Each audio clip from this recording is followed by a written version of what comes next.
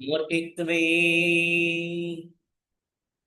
పరికల్పిత శశివ్రతో వత్మా పునర్జన్మనా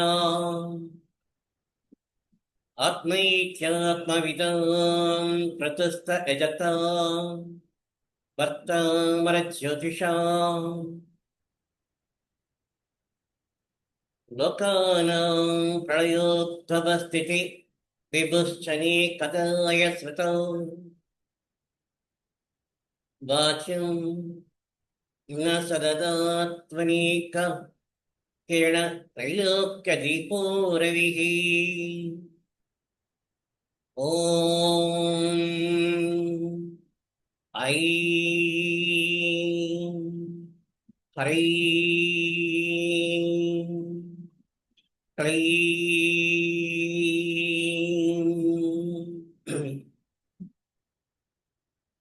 సరస్వతీ భగవత్యై నమః.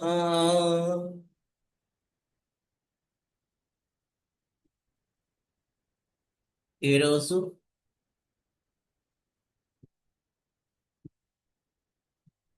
మీరు ప్రశ్నలు వేస్తే దానికి నేను సమాధానం చెప్పాను. అందురించి మొన్న రామలక్ష్మి గారు ఒక మెసేజ్ పెట్టారు. జాతక చక్రం లేకపోయినట్లయితే ఏ విధంగా మనం దీన్ని గమనించుకోవాలి అంటే ఈ విషయాలన్నింటినీ ఏ విధంగా అర్థం చేసుకుని దానికి పరిష్కారం చూసుకోవాలని చెప్పి అడిగారు.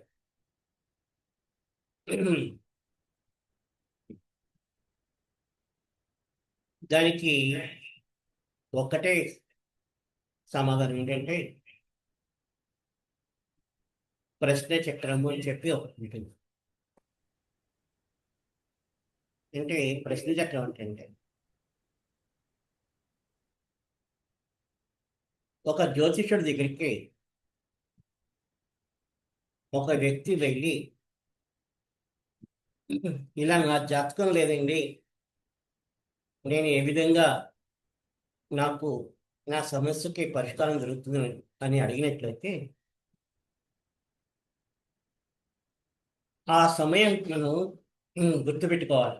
వాళ్ళు అడిగిన సమయాన్ని గుర్తుపెట్టుకొని ఆ సమయానికి మనము ఒక చక్రంగాన్ని వేసుకున్నట్లయితే ఆయన తాలూకా సమస్యలన్నిటికీ పరిష్కారం దొరుకుతుంది. అంటే ప్రస్తుతం ఈరోజు 11 అక్టోబరు 2025 రాత్రి 8:04. ప్రదేశం విశాఖపట్నం. కానీ మన యాప్లో కానీ ఫీడ్ చేసుకునేట్లయితే ఒక చార్ట్ వస్తుంది. ఆ సమయానికి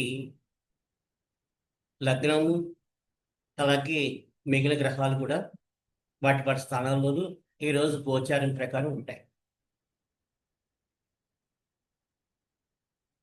దానిని చూసుకొని వాళ్ళ యొక్క సమస్యలకి పరిష్కారం మనం చెప్పగలుగుతాం. అంటే దీన్ని ప్రశ్న చక్రం అంటారు. ఈ విధంగా దానికి సమాధానం ఉంది. అయితే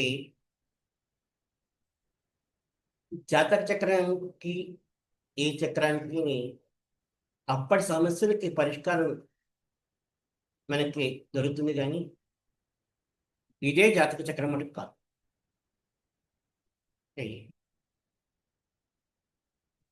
అట్లాగా మనం చూసుకోవాలి. జాతక చక్రం ఉండేటైతే ఇంకా స్పష్టంగా ఉంటారు. ఇంకా ప్రశ్నలు ఏమైనా ఉన్నాయా?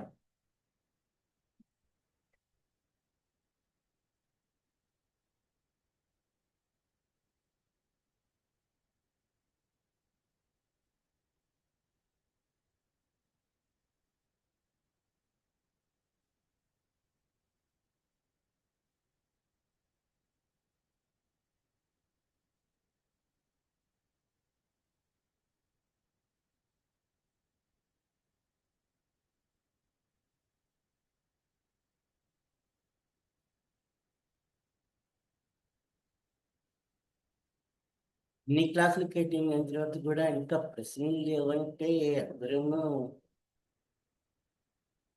ఏదో పురాణం వినేసి ఆ రోజుకి కాలక్షేపం చేస్తున్నట్టుగా అనిపిస్తుంది. అంటే ఎందుకంటే బోల్డ్ ప్రశ్నలు రావాలి కదా.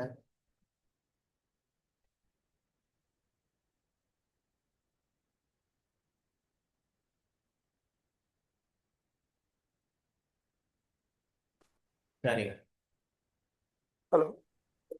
చెప్పండి.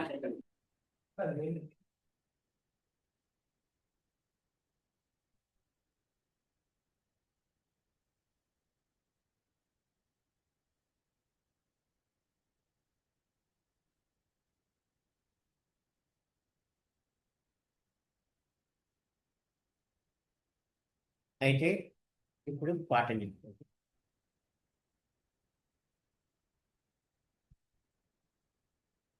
ఇంతవరకు మనం ఏమేమి చెప్పుకున్నాము ఒక రకంగా మళ్ళా సింహావలోకనం అంటే మళ్ళీ గుర్తు చేసుకున్నాము. అంటే ఎందుకు చేసుకుందాం అనుకుంటే వాటి మీద మనకి చాలా వరకు ఒక సమన్వయం, అలాగే ఒక అవగాహన, తర్వాత మనకి ఒక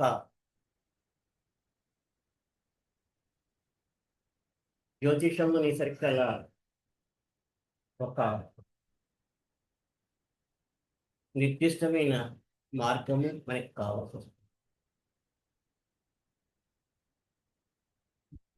మొట్టమొదటిగా మనం గ్రహాలు పరిచయం చేసుకున్నాం.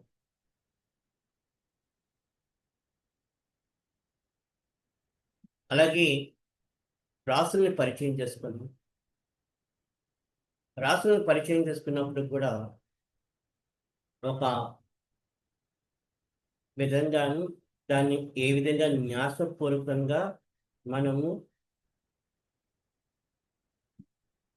రోజు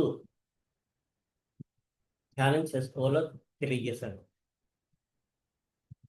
ఆ ధ్యానం చేసుకోవడమే మేషం దగ్గర నుంచి మీనం వరకు, శిరస్సు నుంచి భ్రూమధ్యం నుంచి పాదముల వరకు 12 విభాగములుగా గుర్తుపెట్టుకుంటూ ఆ విభాగాల్ని ఓం నమో భగవతి వాసుదేవాయ అనే ఒక మంత్రం తెలియజేశారు. అంటే అది కానీ మనం ప్రతినిత్యము చేసుకునేటట్లయితే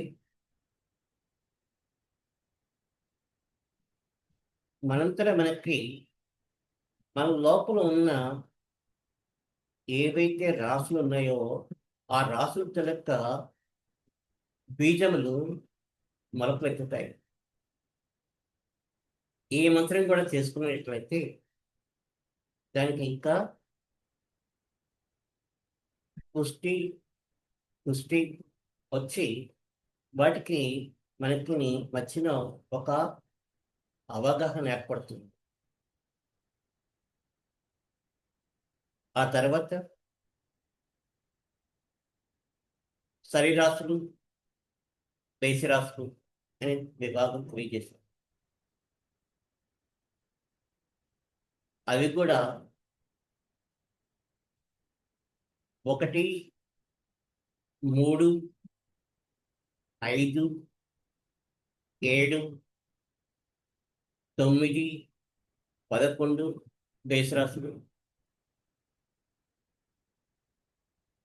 అలాగే 2, 4, 6, 8, 10, 12 అనేది శరీరాశులు.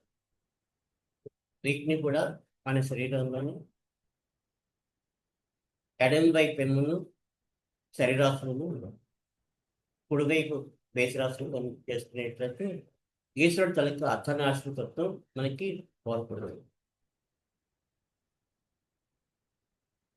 అట్లాగే రాశిచక్రాన్ని 3 సమభాగాలుగా విభజించాము. అదేంటంటే చరరాశులు,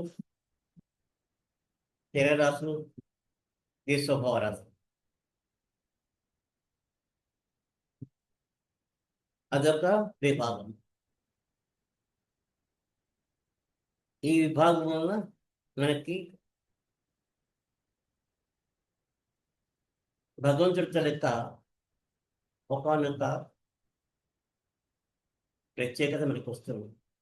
అదే సూర్యోదయము, మధ్యాహ్నము, సూర్యాస్తమయం, అర్ధరాత్రి. ఈ విధమైన సమన్వయం మనకు చేసుకోవాలి. తర్వాత 4 విభాగములు శాస్త్రాన్ని మనం విభజించుకున్నాం. అవి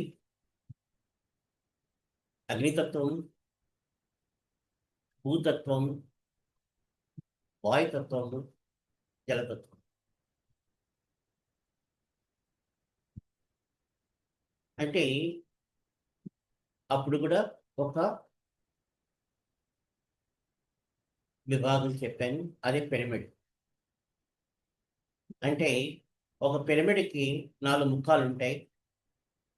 ఆ 4 ముఖాల్లోని ఒకవైపు అగ్నితత్వ రాశులు,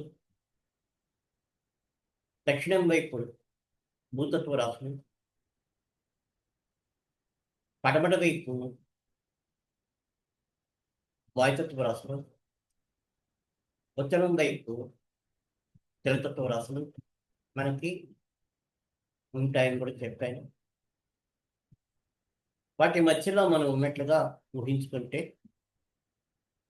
కిందని చతురస్రం ఉంటుంది, పైన త్రిభుజం ఉంటుంది. ఈ చతురస్రాలు 4, 3 లెక్క పెట్టుకోండి. అంటే ఈ చతురస్రాలు ఏంటంటే చరరాశులు, స్థిరరాశులు, ద్విస్వభారాశులు కనుక చతురస్రాలు. అంటే మనం చరరాశుల కనుక త్రికోణాలను మనము మనసు కనుక సాధనతో వాటిని భగవంతుడి అనుగ్రహంతో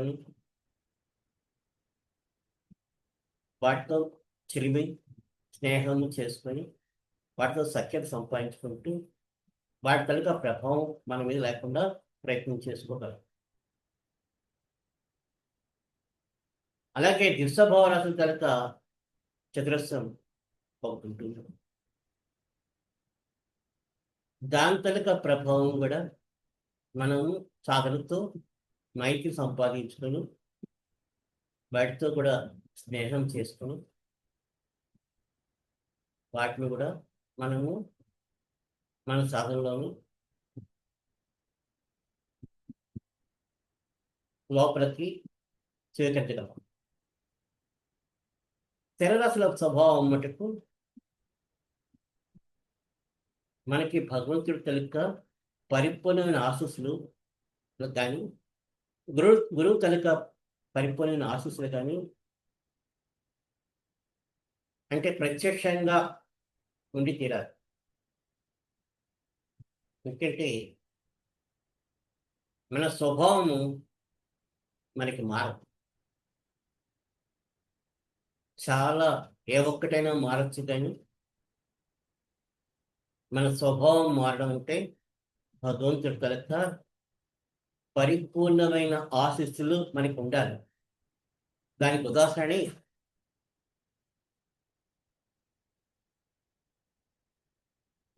భారతంలోను శ్రీకృష్ణుడు ధృతరాష్ట్రుడికి కొన్ని కారణాల వల్ల కళ్ళు తెరిపించడానికి అని చెప్పి కొంత సమయం కళ్ళు తెరిపించి ధృతరాష్ట్రుని అడుగుతాడు, ఇలాగే ఈ చూపు ఇలా ఉంచమంటావా అని అడుగుతాడు మామ.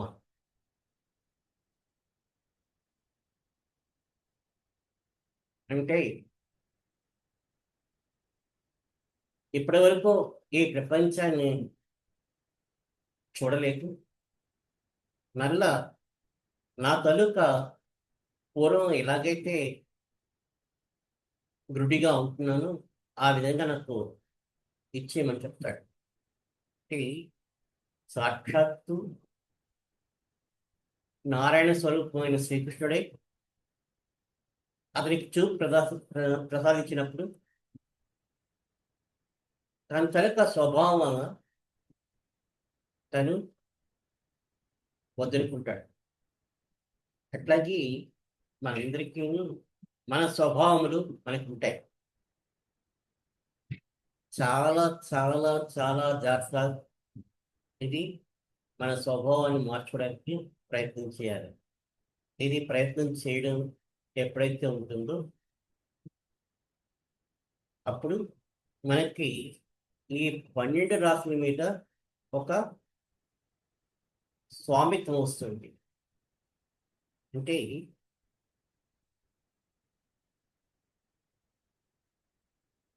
గొర్రెపట్టల తాలూకా మూర్ఖత్వం, అలాగే ఎదురు తాలూకా ఒక బలము, అలాగే ద్వంద్వములు అంటే మిథున రాశి యొక్క ద్వంద్వములు, అలాగే కర్కాటక రాశి యొక్క ఆవేశములు, ఇవి ప్రతి జంతువు తాలూకా లక్షణాలు మనలో నిక్షిప్తమై ఉన్నాయి. గుర్తుపెట్టుకోండి. రాశిచక్రం మొత్తం చూసుకునేట్లయితే పరిపూర్ణమైన మానవుడు ఒక కుంభరాశిలో ఉన్నాడు. మిగిలినవన్నీ ఈ కుంభరాశికి లోకి ఈ 11 రాశులు లీనం అవ్వాలి. ఎప్పుడైతే లీనం అవుతాయో అప్పుడు వాడు ఋషి లేకపోతే మాస్టర్ అంటారు. అంటే మాస్టర్ అంటే ప్రత్యేకించి స్కూల్లోని ఒక మాస్టర్ కూడా మాస్టర్ అనే పిలుస్తాము. కానీ మాస్టర్ అనే పదానికి అర్థం ఏంటంటే 12 రాసుల మీద స్వామిత్వం అంటే అధిగమించడం కాదు, కానీ తప్పించుకోవడం కాదు, వాటితో స్నేహం. అలాగే 7 గ్రహాలకి మంచి చెడు ఉంటాయి. వాటి ప్రభావం వాటిని కూడా స్వామిత్వం వహించుకోవాలి. అలాగే 3 గుణములు అంటే సత్వము, రజస్సు, తమస్సు. అంటే సత్వగుణం కూడా తప్ప అంటే తప్పే. ఎట్లాగంటే అది కూడా కరిగిపోవాలి, సత్వగుణం కూడా. ఇంతమందికి నేను ఇన్ని మంచి పనులు చేశాను, ఇంతమందికి విద్యాదానం దానం చేశాను, ఇంతమందికి భూదానం చేశాను, అలాగే వివాహాలకి ప్రతిదానికి సహాయం చేశాను. కానీ నాకే ఈ జ్వరం ఎందుకు రావాలి, అలాగే నాకే ఈ జబ్బు ఎందుకు రావాలి అని మనసులో ఆలోచించుకుంటే చాలు, సత్వగుణం కూడా పోయింది.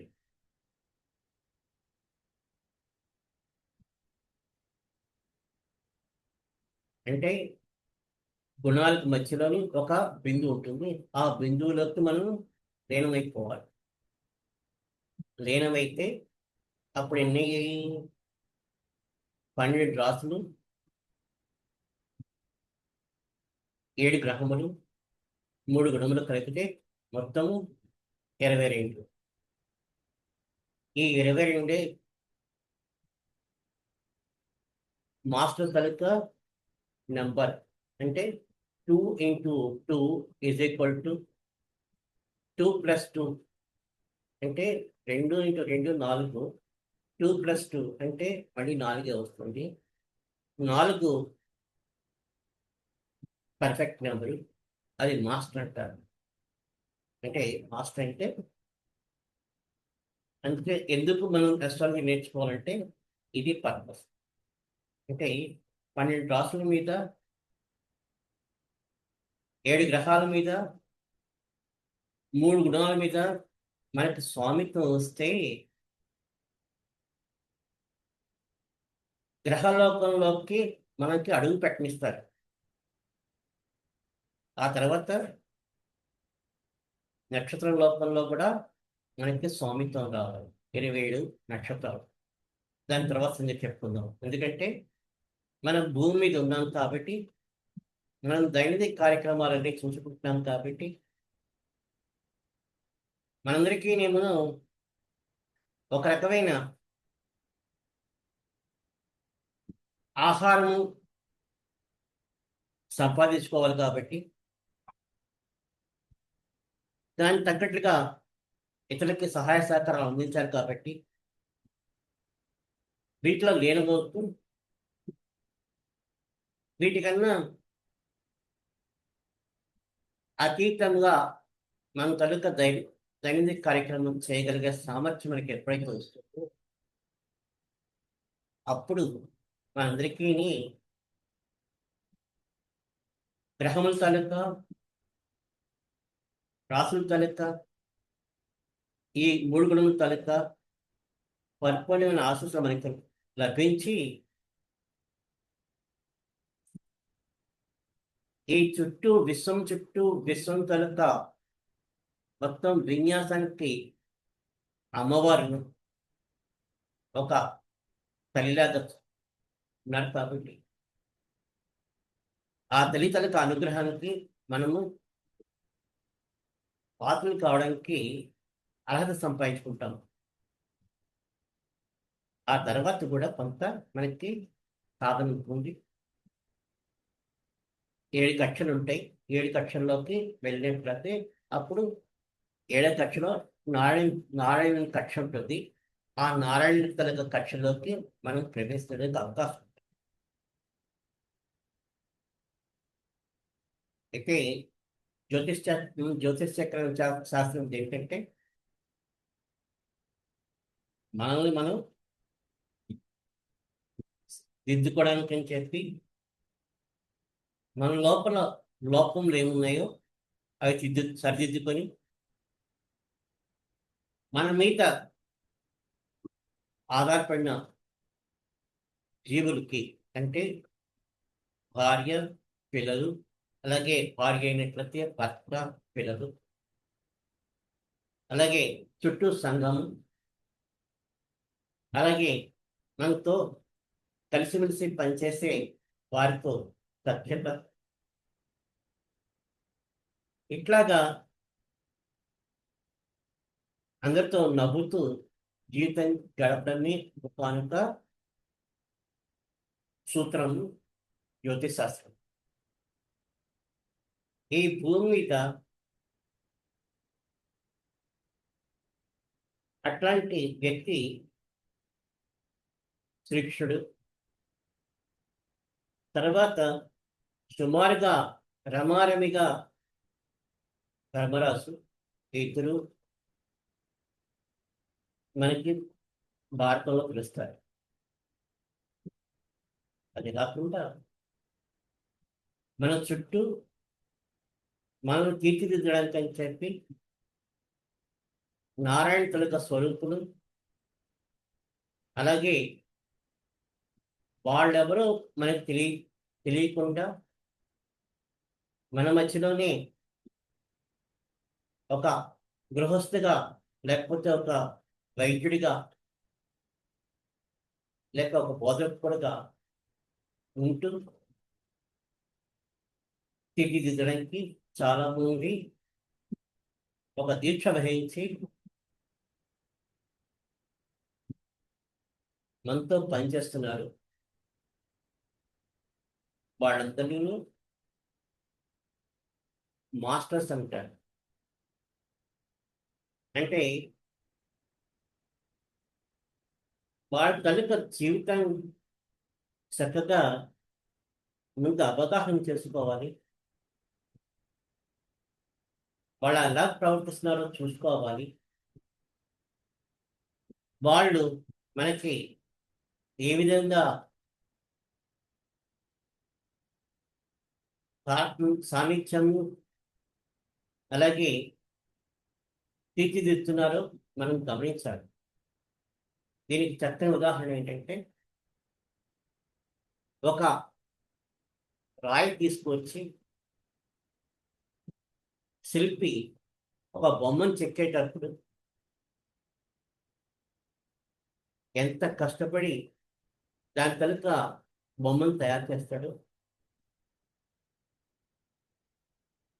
అట్లాగే మనల్ని కూడా తీర్చిదిద్దడానికి అని చెప్పి వాళ్ళు రాత్రి పగలు మనతో కూడా ఉండి కష్టపడి అదే పని చేస్తూ ఉంటారు. వాళ్ళకి మనం ఇచ్చే ప్రతిఫలము, గురిదక్షిణ ఏంటంటే, వాళ్ళకి మనం ఒక 10 మందినో 15 మందినో, లేకపోతే మన యొక్క సాయశక్తిలో మనకు ఎంతమంది అయితే మనము సమాజంలోని ఒక చైతన్యం తీసుకొచ్చి ఈ రుచి చూపించి ఆ రుచికి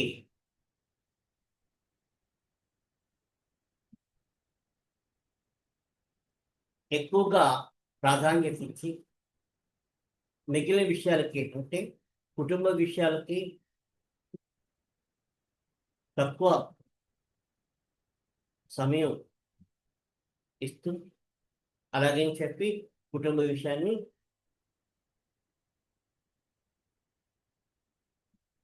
నిర్లక్ష్యం చేయకుండా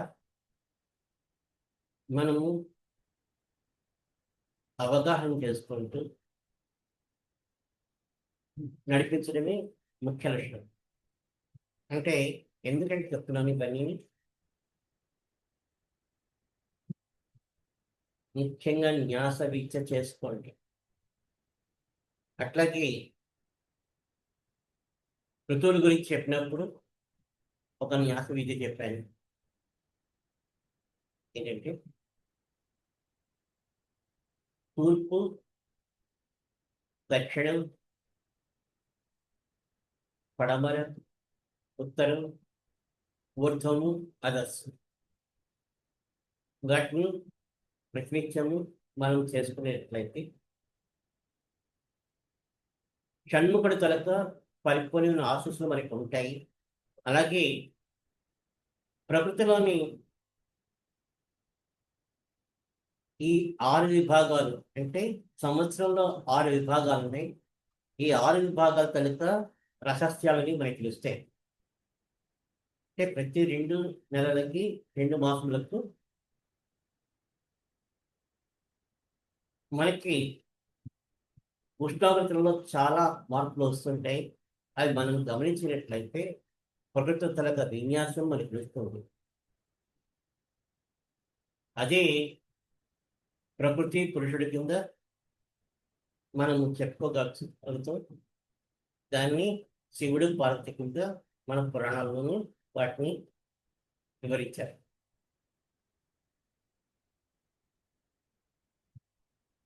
అట్లాగే నక్షత్రాల గురించి కూడా, నక్షత్ర న్యాసం కూడా మీకు తెలియజేశాను. అది కూడా మన శరీర భాగంలోనూ వాటిని మనం గమనించుకునేట్లయితే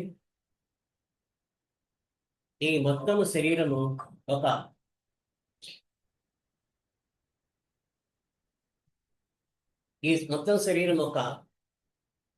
దీని కింద అంటే మ్యాగ్నెట్ కింద తయారై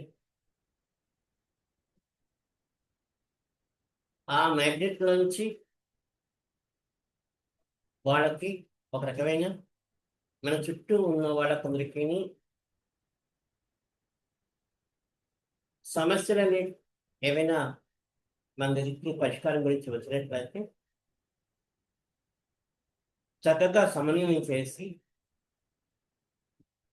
వాళ్ళందరూ సుఖశాంతులతో ఉండేట్లుగా మనం ప్రయత్నం చేయడమే ఈ జ్యోతిషం తలక ప్రయత్నం, దాని తలక నిర్దిష్టమైన మార్గం. ఇంకా మనకి 7 నిమిషాలు ఉంది. ఇంకా మనకి ఏమైనా సరే ప్రశ్నలు సమాధానాలు కావాల్సినట్లయితే ప్రశ్నలు దిగండి, సమాధానం చెప్తాను.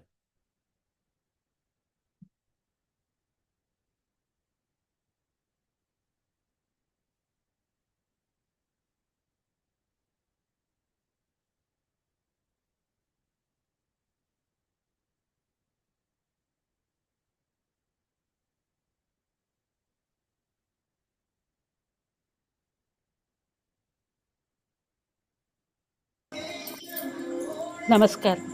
నమస్తే.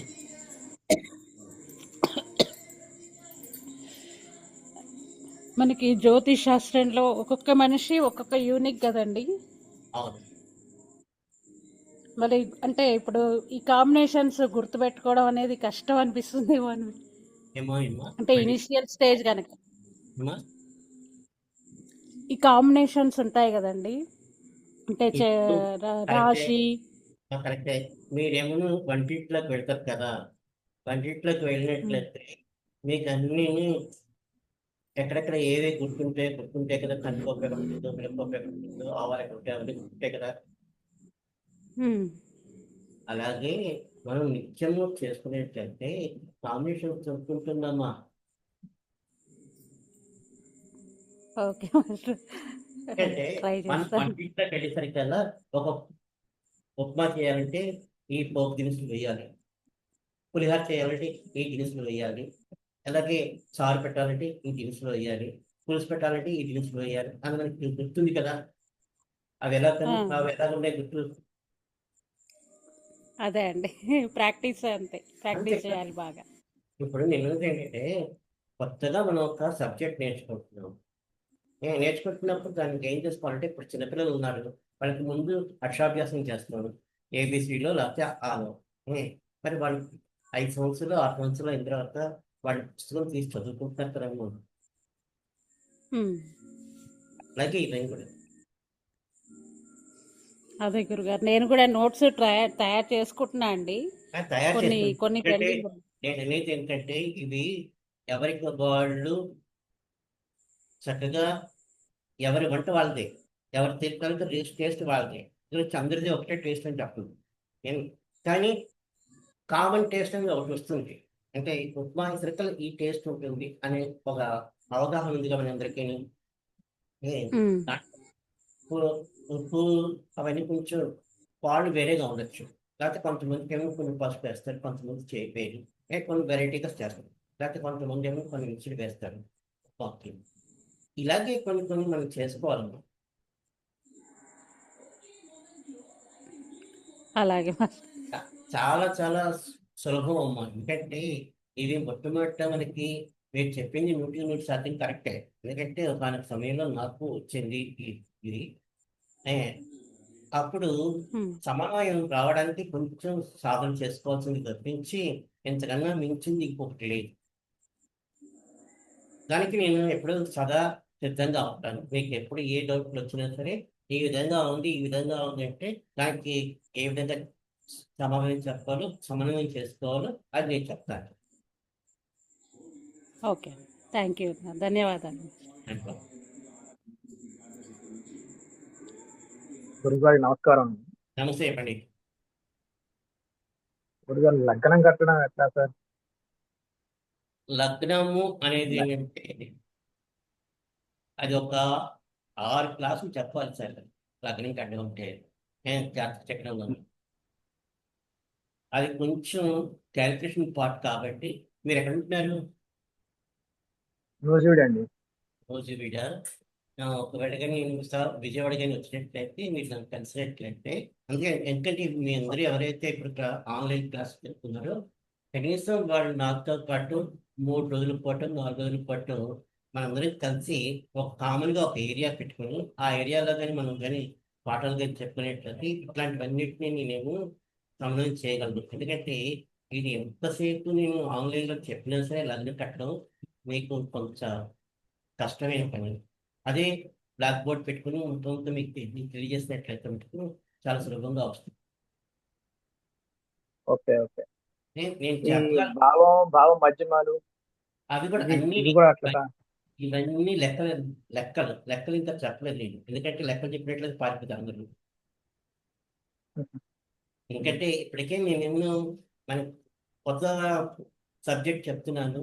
వీటిని పరిచయం చేసుకోవడం కొంచెం సమయం పడుతుంది. కానీ సమయం పట్టినా పర్వాలేదు. ఇవన్నీ తెలియజేస్తాను. అన్నిటికీ మనకి క్యాలిక్యులేషన్స్ ఓకే ఓకే. ఒక తప్పకుండా యాప్ లోనే ఇంకో యాప్ లో చూస్తుంటే లగ్నం డిగ్రీ లగ్నాలు తేడా వస్తున్నాయి. తేడా వస్తాయి. ఎందుకంటే యాప్ మనం చేసినవే కదా యాప్లని. Okay okay. అలాంటి వాడు 10 మంది కలిసి చేసిన ఎవరి యాప్ వాడు చూపింది. అంటే కొన్ని ఏమో లగ్నాలు విడిగా ఉంటాయి. కొన్ని ఏమో కొంత తక్కువ ఉంటుంది. ఒక 2 నిమిషాలు 3 నిమిషాలు తేడాలు ఉంటాయి. కొన్ని గంటలు తేడా ఉంటాయి. ఉన్నాయి. Okay okay. మీరు చెప్పింది కరెక్ట్ 100% కరెక్ట్. ఇంకా అదే ఏది కరెక్ట్ అని తెలియట్లేదు. అదే లేదు మనం కట్టుకుంటే తెలుస్తుంది కదా లగ్నం అని. అంటే astro.com అనేసి ఒకటి ఉంది. అది మటుకు పర్ఫెక్ట్గా వస్తుంది. నేను చేస్తున్నాను. అలాగే ఇంకోటి కూడా ఉంది. అది కూడా కొంచెం వేరియేషన్ ఉంది. పర్వాలేదు అయినా సరే. కానీ astro.com మటుకు పర్ఫెక్ట్గా వస్తుంది. ఎందుకంటే నేను చాలా చార్ట్లు వేసిన తర్వాత దాన్ని కూడా సమన్వయం చేసుకుంటూ చెప్తున్నాను. అదేమో ఓకే ఓకే. యాప్ ఏమో ఫ్రీ యాప్ తీస్తాడు వాడు. అయినా సరే మళ్ళీ ప్రయత్నం చేస్తున్నాను. ఏదో విధంగా వాడు తెచ్చేటట్లుగా. Okay okay. Thank you. ఇంకా భాస్కర్ మళ్ళీ నేను